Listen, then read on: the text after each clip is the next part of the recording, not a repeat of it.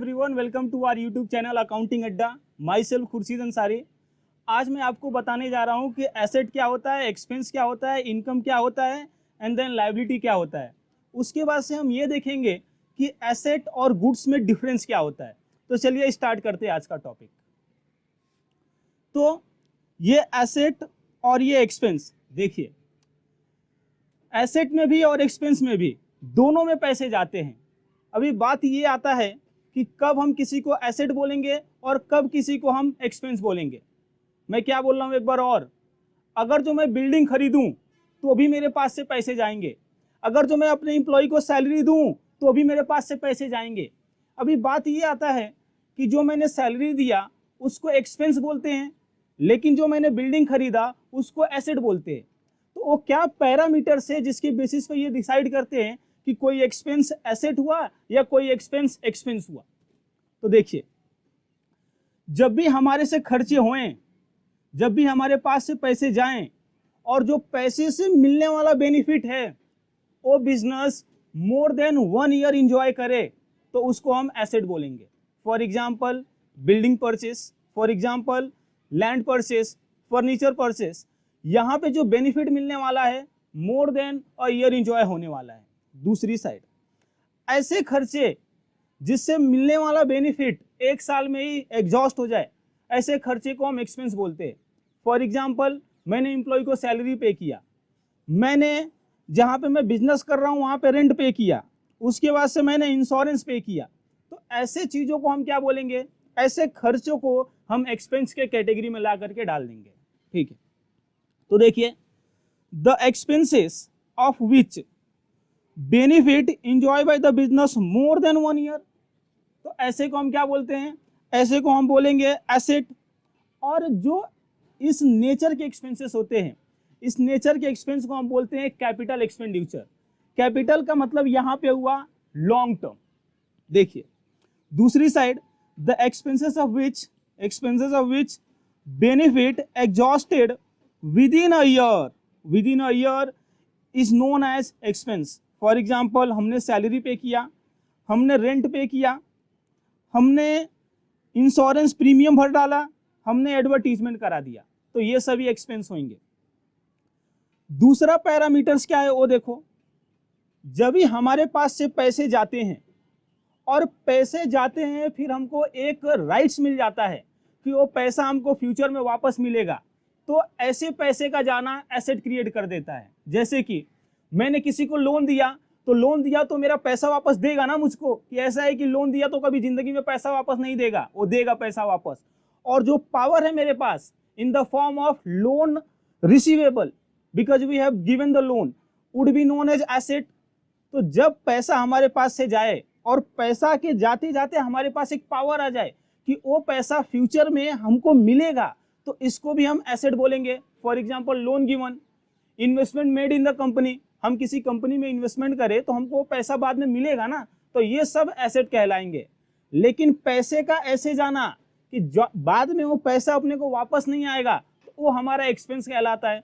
For example salary given to employee, आप ही बताओ एक बार आपने सैलरी एम्प्लॉय को दे दिया तो क्या वो एम्प्लॉय आपको फिर से आकर के सैलरी देगा? नहीं देगा, बट ऑब्वियसली। तो ऐसे एक्सपेंस को हम बोलते हैं एक्सपेंस। तो देखिए money goes out with right to received in future will result in creation of asset.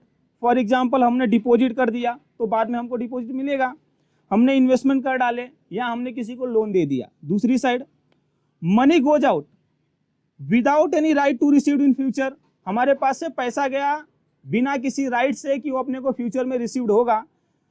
For example once salary paid to the employee can't be received. अभी देखिए तीसरी बात, जो चीजें हम यूज करने के लिए खरीदते हैं वो हमारा एसेट कहलाता है। यहाँ पे एसेट का मतलब आप फिक्स्ड एसेट समझ लीजिए। तो जो भी चीजें हम यूज करने के लिए लाते हैं वो हमारा एसेट कहलाता है। तो anything purchase for using purpose is known as asset. For example हमने लैंड एंड बिल्डिंग खरीद लिया, प्लांट एंड मशीनरी खरीद लिया। उसके बाद से जो चौथा पैरामीटर है वो क्या बोलता है, एसेट मीन्स पावर। कोई भी हमारे पास पावर है ना, वो हमारा एसेट है। जैसे कि हमारे पास कैश है तो हमारा पावर है, हमारे पास बैंक में बैलेंस है, हमारा वो पावर है, हमने उधारी पे गुड्स बेचा है, सामने वाला डेटर हमारा पावर है, पैसे दे देना, वो बोलेगा ना हाँ जी मालिक लाके दे दूंगा, तो हमारा पावर। स्टॉक हमारा पावर, क्यों पावर, क्योंकि उस पे अपने को बाद में बेच करके पैसा कमा सकते हैं। उसके बाद से बिल्स रिसीवेबल, बिल्स पे अपने को पैसा मिलेगा ना, तो अपना एसेट। अभी देखिए एक्सपेंस में एक और कैटेगरी है, decrease in asset without any inflow of resources. अपना एसेट डिक्रीज हो जाए और उसके बदले में अपने को कुछ ना मिले। फॉर एग्जाम्पल डेटर्स था, वो बैड डेट्स हो गया, मतलब कि अभी अपने को डेटर से पैसा मिलने वाला नहीं है। 20,000 मिलने वाला था जिसमें से 2,000 डूब गया, तो जो 2,000 डूब गया वो लॉस हो गया ना, और लॉस को हम एक्सपेंस के कैटेगरी में रिकॉर्ड करते हैं। तो ये हमारा डिस्कशन हुआ एसेट और एक्सपेंस के बीच में डिफरेंसेस। अभी जो हमारा दूसरा डिस्कशन होने जा रहा है वो लायबिलिटी और इनकम के बीच में डिफरेंसेस। तो देखिए लायबिलिटी एंड इनकम, जब हमारे पास पैसे आए और पैसे इस बोझ के साथ आए कि हमको उसको फ्यूचर में रिपे करना है, तो वो अपनी लायबिलिटी क्रिएट कर जाएंगी। दूसरी साइड जब हमारे पास पैसे आए उसके साथ कोई बोझ ना आए फ्यूचर में रीपेमेंट करने का, तो उसे हम इनकम कहेंगे। फॉर एग्जांपल मैं आपको पढ़ा रहा हूँ, तो पढ़ाने के बदले मैं आपसे फीस चार्ज करता हूँ, तो ये जो मैं फीस जो चार्ज करूंगा, क्या आप मुझे वापस मुझसे मांगोगे कि ये खुर्शीद अंसारी जो आपने पढ़ाया वो फीस मुझे वापस करो? कभी नहीं होने वाला। तो ये जो फीस मुझे मिला इसमें रीपेमेंट का कोई मेरे पास ऑब्लिगेशन नहीं है, तो ये जो है ये मेरा इनकम बन जाएगा। दूसरी साइड मेरे को पैसे की जरूरत पड़ी, तो मैंने आपसे उधारी ले लिया एज अ लोन, तो जो मैं आपसे लोन लिया हो तो लोन तो रिपे करना पड़ेगा ना मुझे फ्यूचर में, तो ये जो लोन रिपे करना पड़ेगा ये मेरी जवाबदेही है, ये मेरी ऑब्लिगेशन है, ये मेरा लायबिलिटी है। समझे? तो लायबिलिटी और इनकम में एक डिफरेंस, जब हमारे पास पैसा आए, पैसा इस ऑब्लिगेशन के साथ आए कि उसको अपने को रिपे करना in future, would be considered as a liability, but when we are receiving the money without any obligation to repay in the future would be considered as a income. तो when money comes into the business with an obligation to repay in future is known as liability. For example, loan taken. Income, when money comes into the business without any obligation to repay in future, so that would be income. For example, income में हमने cell किया, आप ही बताओ जो हम cell करते हो पैसा हमको वापस देना रहता है क्या? नहीं देना रहता है, एक बार सेल कर दिया फिर वो पैसा हमारा हो गया। उसके बाद से फीस रिसीव्ड, हमको किसी चीज़ के लिए फीस मिला तो फीस को भी हमको वापस नहीं करना रहता है, तो भी अपना इनकम होएगा। उसके बाद से रेंट रिसीव्ड, हमारा गोडाउन है, हमने किसी को भाड़े पे दिया है तो वहाँ से अपने को रेंट मिल रहा है, तो रेंट हमको वापस नहीं करना रहेगा, तो पैसा आ गया लेकिन यहाँ पे कोई रिपे का ऑब्लिगेशन नहीं है, तो ये हमारा इनकम हो गया। उसके बाद से कमीशन रिसीव्ड, तो कमीशन भी एक बार मिल गया तो हमको किसी को देना नहीं रहता है, तो ये हमारा इनकम हो गया। दूसरा, liability means present obligation. Liability मतलब क्या? प्रेजेंट ऑब्लिगेशन, मतलब अभी हमारे कंधे पे बोझ है, हमको रिपे करना है। Which lead to settlement through outflow of resources, जो हमारे कंधे पे बोझ है जब हम उसको सेटल करने जाएं तो वहां पे अपने को रिसोर्सेस का आउटफ्लो करना पड़ेगा। रिसोर्सेस का आउटफ्लो मतलब अपने को कैश देना पड़ेगा सामने वाले को। एंड कैन बी मेजर्ड, और जो अपने को अमाउंट रिपे करना है ना उसको हम मेजर कर पाए। मतलब क्या? लायबिलिटी मतलब जो अपने अभी कंधे पे बोझ है और जिसका कितना बोझ है उसको हम मेजर कर पाए, जैसे कि 20,000 देना है, 50,000 देना है, लाख रुपया देना है, ऐसा हम मेजर कर पाए तो हमारा लायबिलिटी होएगा। और लायबिलिटी के सेटलमेंट में क्या होएगा? आउटफ्लो ऑफ रिसोर्सेस होगा। Simply we can say liability means जिम्मेदारी, ऑब्लिगेशन। आसान लैंग्वेज में क्या बोलेंगे भाई? जिसके वजह से हमारा कंधा झुका हुआ है वो हर चीजें लायबिलिटी है। यहाँ पे एग्जांपल में क्या दिया गया है देखिए, जैसे कि क्रेडिटर हो गया, क्रेडिटर को अपने का कंधा झुका हुआ है ना, क्योंकि हमने उससे उधारी पे गुड्स खरीदा है और अपने को रिपे करना है। दूसरा, बिल्स पेएबल हो गया, बिल हमने साइन करके दिया है कि ये ले बिल रख तू, इस पे मैं पैसा दूंगा, तो पैसा आपको देना पड़ेगा ना, तो इसीलिए आपकी लायबिलिटी हुई।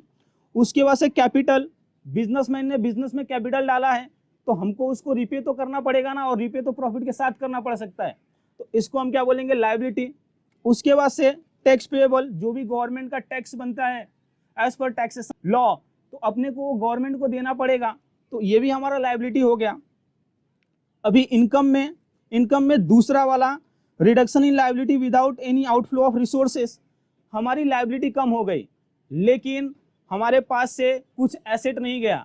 तो साहब पैसे का ना जाना भी तो पैसे का आना ही है, समझे। जैसे अब मेरे को अपने क्रेडिटर को 1 लाख रुपए का पेमेंट करना था, उसने क्या बोला 98,000 पेमेंट कर दे, तो 2,000 मेरे पास बच गया ना, तो ये मेरा क्या हो गया, ये मेरा इनफ्लो हो गया, ये मेरा इनकम हो गया। Discount received from creditor for example.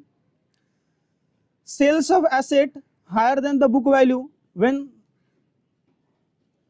Sales of asset higher than the book value मतलब क्या, आपके बुक में एक बिल्डिंग है, समझ लो वो 5 लाख का दिख रहा है, लेकिन आपने उसको सेल कर दिया 5,30,000 का, तो जो आपके पास 30,000 एडिशनल इनफ्लो आया वो आपका क्या बन गया, वो आपका इनकम बन गया, समझे। तो ये जो हमारा डिस्कशन हुआ लायबिलिटी और इनकम के बीच में डिस्कशन हुआ। अभी जो हमारा तीसरा डिस्कशन होने जा रहा है वो difference between goods and asset के बीच में होने जा रहा है। तो चलिए देखते हैं goods and asset. Goods, anything purchase for selling purpose is known as goods. जिस चीज को हम इसके लिए परचेज करते हैं कि उसको हमको सामने सेल करना है, उसे हम गुड्स बोलेंगे। मतलब इसमें नॉर्मली हमारा बिजनेस डील करता है, तो goods is a things in which are business deal. Okay, on the other hand anything purchase for using purpose is known as asset. जो भी चीजें हम यूज करने के लिए खरीदे उसे हम एसेट बोलेंगे। दूसरी तरह से ये भी बोल सकते हैं एसेट वो चीज है जिसमें हमारा बिजनेस डील नहीं करता है। दूसरा explanation, goods is a general name. Name दो तरह के रहते हैं, स्पेसिफिक एंड जनरल। जैसे कि मैं अभी पढ़ा रहा हूं तो आपको टीचर मुझे आप बोलोगे, लेकिन मेरा खुद का भी तो नाम है ना, खुर्शीद। तो इसी तरह से जिस चीज में हम डील करते हैं उसे हम गुड्स बोलेंगे। तो जिस चीज में डील करते हो तो डिफरेंट पर्सन के लिए डिफरेंट होगा ना। जो मोबाइल में डीलर रहेगा उसके लिए मोबाइल गुड्स है, जो कपड़े में डीलर रहेगा उसके लिए कपड़ा गुड्स है। तो ये गुड्स जो है ये जनरल नेम है, इसका स्पेसिफिक नाम हो सकता है। देखिए, goods is a general name, specific name could be as follow. जैसे कि मोबाइल डीलर के लिए मोबाइल हो गया, बुक बेचने वाले के लिए बुक हो गया। यहां पे point number 2 in asset, asset is a general name. Asset भी जनरल नेम है। जो भी चीजें हम यूज करने के लिए अपने बिजनेस में रखे वो सभी चीजें हमारी एसेट कहलाएंगी। तो डिफरेंट पर्सन डिफरेंट चीजें रख सकती हैं, जैसे कि पंखा हो सकता है, एसी हो सकता है, फ्रिज हो सकता है, फर्नीचर हो सकता है, लैंड एंड बिल्डिंग हो सकता है। It can be anything, okay, depend upon the situation. तो ये हर चीजें जो हम यूज करने के लिए रखते हैं उसे हम एसेट बोलते हैं, और ये एसेट भी एक जनरल नाम है। अभी तीसरा मोस्ट इंपॉर्टेंट, एक बार और मोस्ट इंपॉर्टेंट देखिए, goods never recorded with the name of goods. जो गुड्स है कभी भी गुड्स के नाम से नहीं रिकॉर्ड होता। मतलब दूसरी तरह से यह बोलते हैं कि गुड्स गिरगिट की तरह होता है। गिरगिट आपने देखा है, गिरगिट, ये देखिए गिरगिट। तो ये जो गिरगिट होता है, गिरगिट ये अपना क्या करता है, रंग बदलते रहता है, वो जहां जाता है उस कलर का हो जाता है, आपने देखा रहेगा। इसी तरह से हमारा गुड्स है। गुड्स जिस तरह से गिरगिट अपना रंग बदलता है उसी तरह से गुड्स अपना नाम बदलता है। परचेस हुआ तो परचेस, सेल हुआ तो sale, purchase return, sale return, sale return. लेकिन जो एसेट होता है ना दोस्तों, वो बहुत ही अकड़ू होता है। वो अपना नाम कभी नहीं बदलता। परचेस हुआ तो भी एसेट, सेल हुआ तो भी एसेट, परचेस रिटर्न हुआ एसेट का तो भी एसेट, सेल रिटर्न हुआ एसेट का तो भी एसेट।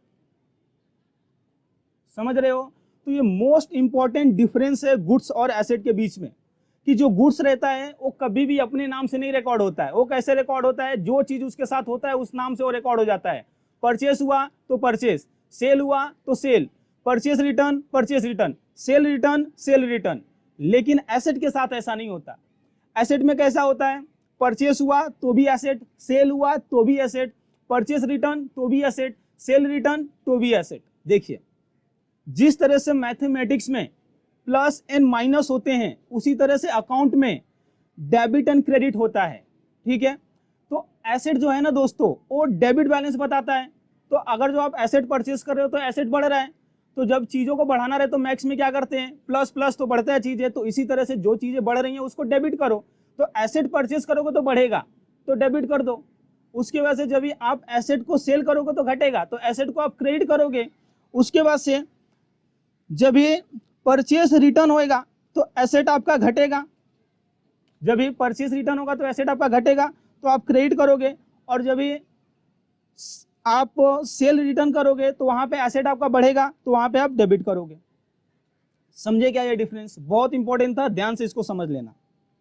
आगे देखिए दोस्तों, हमने क्या किया है, बहुत सारे आइटम को लिया है और अपने को वहां पे बाइफरकेट करना है कि ये इनकम होगा कि एक्सपेंस होगा कि एसेट होगा कि लायबिलिटी होगा। तो हम यहाँ पे एसेट को ए से डिनोट करेंगे, लायबिलिटी को एल से, इनकम को आई से और एक्सपेंस को ई से डिनोट करेंगे।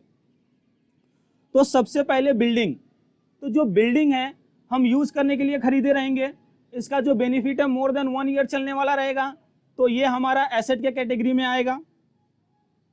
दूसरा परचेस, आपको मैंने अभी बताया कि परचेस जो होगा गुड्स का ही होगा, एसेट का नहीं हो सकता। क्यों नहीं हो सकता? क्योंकि एसेट तो अकड़ू होता है ना, वो तो अपने नाम से रिकॉर्ड होता है। परचेस के नाम से अगर तो कुछ रिकॉर्ड हुआ है तो गुड्स ही हुआ रहेगा। और आप ये बताओ, जो गुड्स है क्या आप उसको 1 साल रखना पसंद करोगे कि मेरा 5 साल में 6 साल में गुड्स बिकेगा? ऐसा नहीं होगा। आप क्या प्रेफर करोगे कि जो तुम्हारा गुड्स है वो 1 महीने में 2 महीने में बिक जाए, तो मतलब कि जो खर्चा हुआ है इसका बेनिफिट 1 साल में आपका रियलाइज हो जाएगा, तो इसीलिए एक्सपेंस होगा ना कि एसेट। तो ये एक्सपेंस हो गया।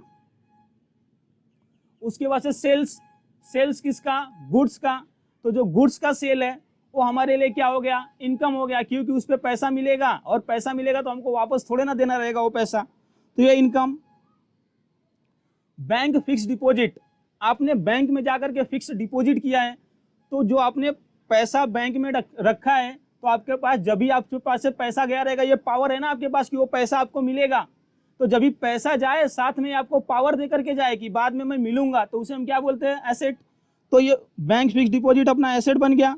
रेंट, रेंट जो अपना है ना पेड है, ये मतलब हमने रेंट दिया है, तो रेंट दिया है तो रेंट का जो एक्सपेंस होता है कि 1 साल में तो खत्म ही हो जाता है, तो इसके लिए हमारा क्या हो गया? ये एक्सपेंस हो गया।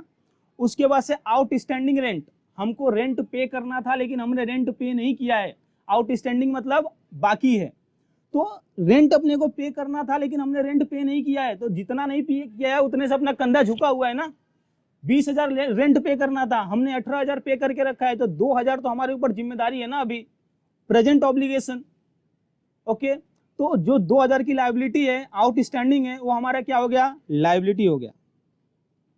उसके बाद से प्रीपेड रेंट, प्रीपेड, अभी ये प्री मतलब क्या होता है? प्री मतलब पहले, पोस्ट मतलब बाद में। आपने देखा रहेगा prepaid SIM, postpaid SIM. Prepaid SIM क्या बोलता है? पहले पे करो बाद में यूज करो। पोस्टपेड क्या बोलता है? पहले यूज कर लो फिर पे करो। तो प्री मतलब पहले, पोस्ट मतलब बाद में। तो यहाँ पे प्रीपेड रेंट मतलब क्या? हमने पहले ही रेंट पे कर दिया है। 1 महीने का 10,000 रेंट होता था, तो इस तरह से 1 साल का 1,20,000 रेंट होता था, लेकिन हमने 1,40,000 रेंट पे कर दिया है। तो जो आपने 20,000 एक्स्ट्रा रेंट पे कर दिया है, अगली साल का इस साल में भी पे कर दिया है, तो 20,000 का आपके पास पावर है ना कि अगली साल वो 2 महीना आप यूज करोगे और आपसे वो रेंट नहीं मांगेगा। तो वो जो 20,000 है वो आपका प्रीपेड रेंट है, और जो 20,000 है वो आपका पावर है, और इस तरह से 20,000 आपका एसेट है। क्लोजिंग स्टॉक, क्लोजिंग स्टॉक मतलब क्या? आपने कितना परचेस किया, कितना सेल किया, तो अभी आपके पास कितना इन नेट बचा हुआ है, तो जो बचा हुआ है आपका एसेट है। उसके बाद से कैश, तो कैश आपका पावर है, तो एसेट है। इन्वेस्टमेंट, आपने इन्वेस्टमेंट किया है तो आपके पास पैसा गया है, और ये जो आपके पास से पैसा गया है ये आपको एक पावर देके गया है कि बाद में मैं आऊंगा आपके पास, तो जो पावर है इसकी वजह से आपका ये जो पैसे का जाना है ये एसेट कहलाएगा। Lease hold premises, lease hold premises मतलब क्या?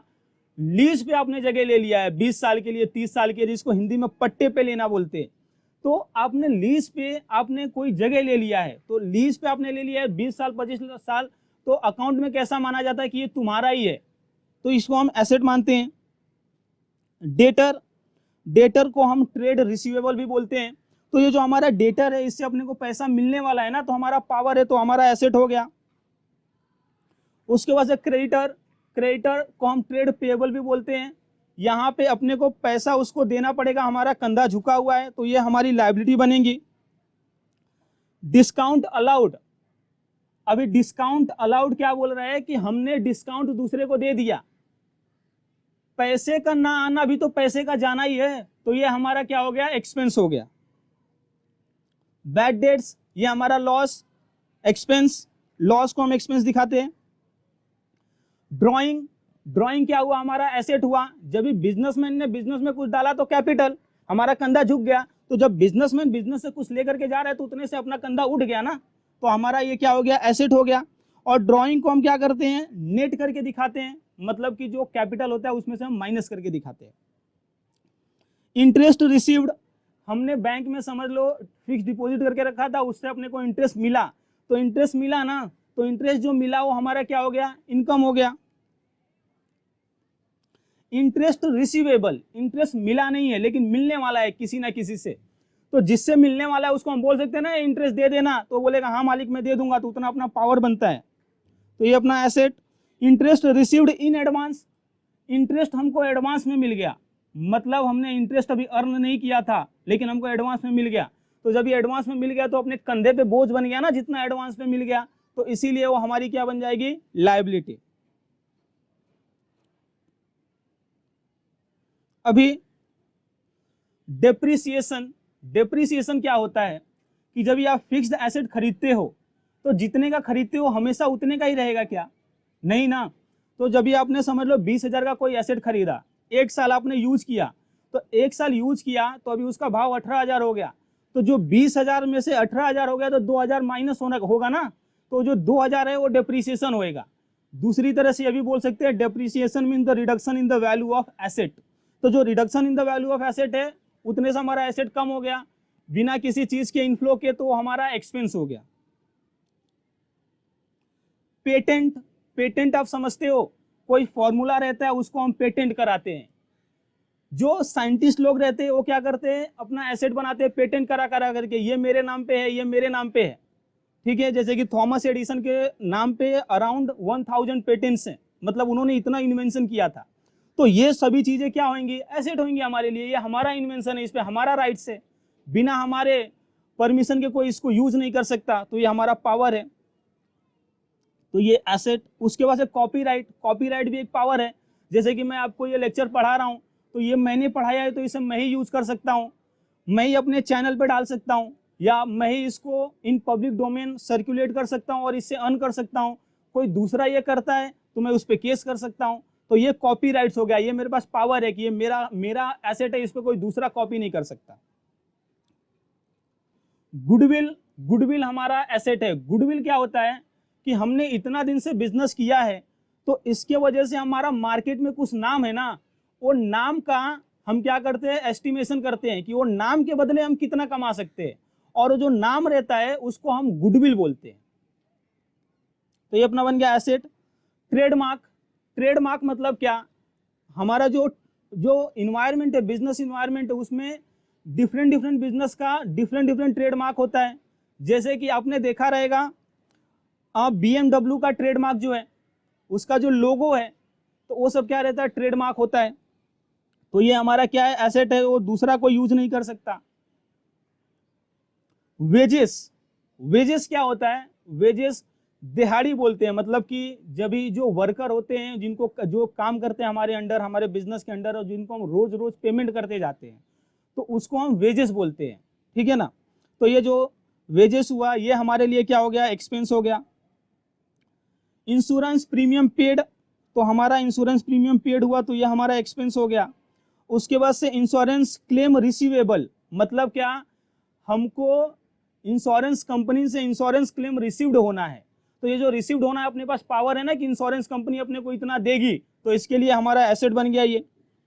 उसके बाद से रॉयल्टी, रॉयल्टी क्या होता है दोस्तों, जब कोई हमारा पेटेंट्स यूज करता है, जब कोई हमारा फॉर्मूला यूज करता है तो हम उसको फ्री में यूज करने देंगे क्या, उससे कुछ चार्ज करेंगे। फॉर एग्जांपल जैसे कि पर यूनिट कोई बना रहा है, तो हमारा फॉर्मूला यूज करके तो पर यूनिट हम क्या करेंगे कि 20 रुपया दे भाई हमको, 30 रुपया दे, तो ये रॉयल्टी क्या हो गया, इनकम हो गया।